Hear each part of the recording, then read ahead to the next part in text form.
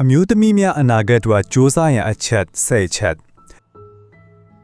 ပညာရေးကိုအလေးထားပါကိုဝါဒနာပါတဲ့ပညာရပ်ကိုလေ့လာလိုက်စားပါမိမိနယ်ပယ်တွင်ကျွမ်းကျင်အောင်ဆက်လက်လေ့လာပါ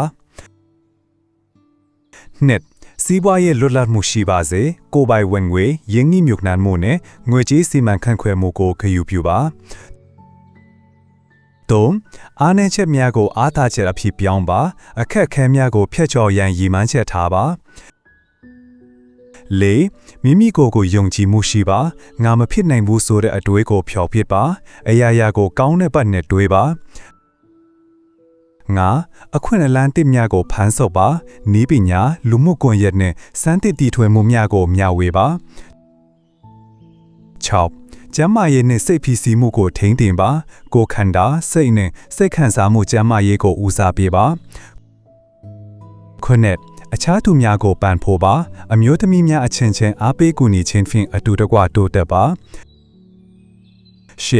လူမှုရေးနဲ့ဥပဒေရေးရာအသိပညာတိုးပါအခွင့်အရေးများနဲ့တန်းတူညီမျှမှုအတွက်သိရှိပါ